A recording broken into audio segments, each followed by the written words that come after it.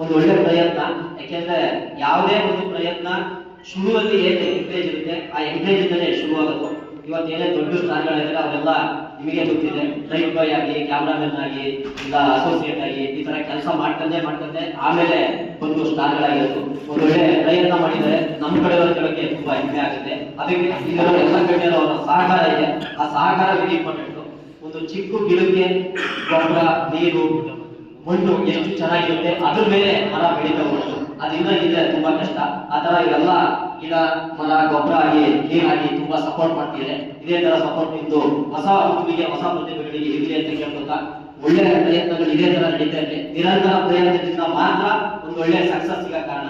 ಯಾಕೆಂದ್ರೆ ನಾನು ಬೆಂಗಳೂರಿಗೆ ಹೋಗಿ 15 ವರ್ಷ ಆಯ್ತು.